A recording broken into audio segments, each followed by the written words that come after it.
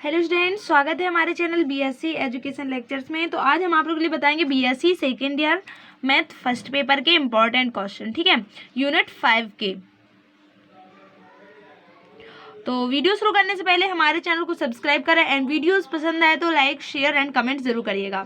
देखिए, आप लोग के लिए जो मैथ फर्स्ट पेपर के हमने सॉल्व नहीं कर रहे हैं क्वेश्चन, तो यहाँ पे आप लोग को सिर्फ इंपॉर्टेंट क्वेश्चन बता रहे हैं। तो हमने अभी एक प्लेलिस्ट क्रिएट की है जिसमें बीएससी सेकेंड ईयर के इंपॉर्टेंट क्वेश्चन हम बता रहे हैं। तो आप लोग उस प्लेलिस्ट पे जाइए और इंपॉर्टेंट क्वेश्चन देखिए मैथ फर्स्ट पेपर के और सेकेंड पेपर की अपन की और थर्ड पेपर की। एक की 2 यूनिट हो चुकी है और एक की 3rd यूनिट चल रही है, ठीक है। धीरे धीरे यदि हमसे हो पाएगा तो उनके भी हम इंपॉर्टेंट क्वेश्चन बता देंगे और सॉल्व भी करवाते जाएंगे, ठीक है। तो चलते हैं अपन प्रश्न क्रमांक 1, रिंग की परिभाषा दीजिए। अब देखो, रिंग क्या कहलाता है। सबसे पहले अपन को यही समझना है कि रिंग क्या कहलाता है। इसमें अपन को गुणधर्म चाहिए पड़ते, जैसे कि अपन का संवरक गुणधर्म, साहचर्य नियम, तत्समक, प्रतिलोम, क्रम विनिमय। तो संवरक नियम क्या होता है, a + b मतलब बिलोंग्स टू r। साहचर्य नियम में अपन को कोष्टक लगाने पे कोई फर्क नहीं पड़ना चाहिए, तो साहचर्य नियम ये होता है।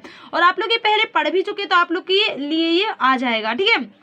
और ये तत्समक क्या कहलाता है, उसमें 0 जोड़ना, ठीक है। और प्रतिलोम यानी उसका उल्टा जोड़ना। उसमें क्रम विनिमय नियम यानी उसके में जोड़ना, या फिर आगे जोड़े या फिर पीछे जोड़े, तो कोई फर्क नहीं पड़ेगा, ठीक है। तो प्रश्न क्रमांक 1 अपना इंपॉर्टेंट है, रिंग की परिभाषा दीजिए। अब चलते हैं अगले क्वेश्चन पर। प्रश्न क्रमांक 2, सिद्ध कीजिए पूर्णांकों का वलय एक मुख्य गुणजावली विलय होता है। आप लोग के लिए सिर्फ ये समझने का है, आप लोग एक बार समझ लोगे तो आप लोग से बहुत अच्छे से क्वेश्चन बन जाएंगे और इजी भी है क्वेश्चन। सिर्फ आप लोग के लिए ये पता नहीं कि वलय क्या कहलाता है और गुणजावली क्या कहलाती है, और आप लोग से ये क्वेश्चन आ जाएगा, ठीक है। चलते हैं अगले क्वेश्चन पर। प्रश्न क्रमांक 4 मोस्ट इंपोर्टेंट क्वेश्चन है, वलय समाकारिता का कर्नेल को परिभाषित कीजिए एवं सिद्ध कीजिए कि यदि F1 वलय R प्लस से वलय R प्लस एक समाकारिता है जो त्रिक kernel F plus dash R dash plus, ठीक है, कि एक गुणजा वाली है। तो और अथवा दूसरे प्रकार से इस प्रकार से क्वेश्चन पूछा जा सकता है, ये सिद्ध कीजिए कि यदि F वलय R से वलय R डैश में समाकारिता है तब वलय समीकारिता की अष्टी R एक गुणजा वाली है। अब देखो, अपन को ये वलय है, क्या अपने ये वलय दिए गए हैं, ठीक है, ठीक है। तो अपन को इसके आधार पर अपन को क्वेश्चन सॉल्व करने हैं। चलते हैं अगले क्वेश्चन पर। प्रश्न क्रमांक 8, यदि 2 संक्रियां स्टार और ओ पूर्णांकों के समुच्चय I पर निम्न रूप में परिभाषित है, यानी A star B = A + B - 1 और AOB = A + B - AB for all AB belongs to I, ठीक है। सिद्ध कीजिए कि निकाय I स्टार O तत्समक सहित एक क्रम विनिमय रिंग है। तो क्रम विनिमय रिंग क्या है, यानी A + B B + A, अपन को इसको सिद्ध करना है। तो ये वाला क्वेश्चन आप लोग समझ लीजिएगा, बहुत इजी है सिर्फ, क्योंकि संक्रिया अपन को दी हुई है। A स्टार B यानी क्या कहलाया अपना A + B - 1 और AOB क्या कहलाया अपना A + B - AB। तो अपन को A + B और B + A निकालना है, ठीक है। चलते हैं अगले क्वेश्चन पर। क्योंकि टाइम कम बचा इसलिए हम आप लोग के लिए क्वेश्चन सॉल्व नहीं करवा पाए, इसलिए यहाँ पे हमने सोचा आप लोग के लिए इंपॉर्टेंट क्वेश्चन बता दें, ठीक है। प्रश्न क्रमांक 9, सिद्ध करो कि m + n√2 के रूप की वास्तविक संख्याओं का समुच्चय R साधारण योग और गुणा के सापेक्ष वलय होता है, ठीक है। चलते हैं अगले क्वेश्चन पर।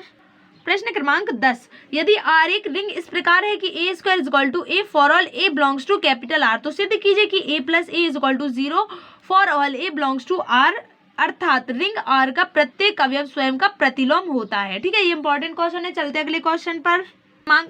प्रश्न क्रमांक 12 पर चलते हैं। सिद्ध कीजिए कि वलय R में शून्य भाजक रहित यदि और केवल यदि R में निरसन नियम सत्य है। अब आप लोग के लिए निरसन नियम पता होना चाहिए कि क्या कहलाता है। जब अपन को निरसन नियम पता होगा उसी के आधार पे अपन ये वाला सिद्ध कर पाएंगे, ये वाला क्वेश्चन, ठीक है। तो निरसन नियम आप लोग यहाँ पे समझ सकते हो, देखो सॉल्यूशन देख सकते हो आप लोग, ठीक है।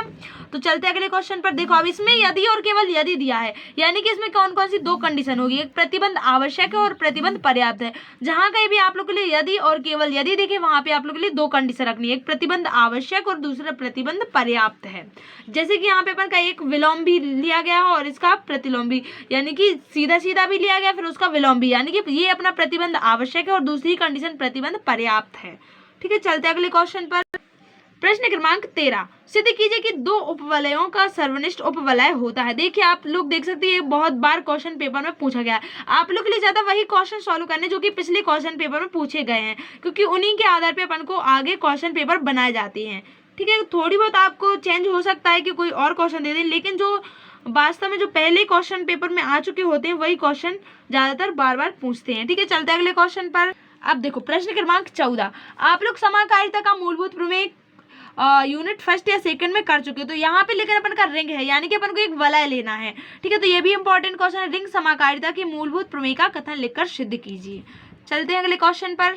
प्रश्न क्रमांक 15, वलय समाकारिता के कर्नेल को परिभाषित कीजिए तथा सिद्ध कीजिए कि एफ आर प्लस डैश से वलय आर प्लस डैश एक समाकारिता है। तो त्रिक kernel F plus dash R plus dash एक गुणजा वाली है। अब देखो कर्नेल एफ क्या कहलाता है, हमने ये वाला जो फाइनल ईयर में करवाया आप लोग कर्नेल, और ये यूनिट फर्स्ट और सेकंड में आप लोग सेकंड ईयर के में भी देख सकते हो। तो कर्नेल को समझिएगा पहले, फिर उसके बाद ये क्वेश्चन सॉल्व कीजिएगा। अथवा दूसरे प्रकार से इस प्रकार से पूछा जा सकता है क्वेश्चन, यदि एफ आर आर डैश वलय आर से वलय आर डैश में समाकारिता है तब वलय की समाकारिता की अष्टी आर की एक गुणजा वाली है, ठीक है।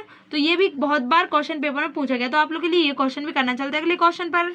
प्रश्न क्रमांक 16, पूर्णांकीय डोमेन प्रांत की परिभाषा दीजिए। अब देखिए आप लोग के लिए प्रांत बताना है, पूर्णांकीय डोमेन मीन, तो इसमें भी अपन को सभी गुणधर्म का पालन करना है, यानी संवर्ग, साहचर्य, तत्समक, प्रतिलोम और क्रम विनिमय। और दूसरी कंडीशन में अपन I2 के लिए भी लेना है, तो साहचर्य नियम, तत्समक, अवयव और क्रम विनिमय वितरण नियम भी यहाँ पे लगेगा, ठीक है। चलते हैं अगले क्वेश्चन पर।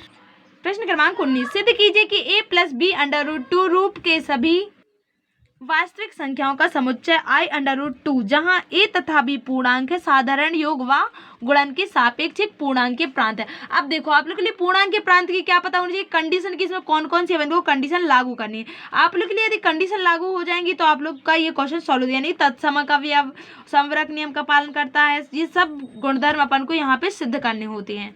चलते अगले क्वेश्चन पर। प्रश्न क्रमांक 20, क्रमित पूर्णांकीय डोमेन की परिभाषा दीजिए। सिद्ध कीजिए कि सम्मिश्र संख्याओं का समुच्चय क्रमित पूर्णांकीय डोमेन नहीं है। अब देखिए आप लोग को इतने सारे क्वेश्चन, क्योंकि हर यूनिट से आप लोग के लिए 5 यूनिट से एक 5 नंबर का, 2 नंबर का और एक ऑब्जेक्टिव टाइप क्वेश्चन आना है, तो आप लोग के लिए ज़्यादा से ज़्यादा क्वेश्चन सॉल्व करने हैं। प्रश्न क्रमांक 21, फील्ड की परिभाषा दीजिए। अब देखो फील्ड की परिभाषा में भी अपन को क्या करना है, आबेली समूह सिद्ध करना है।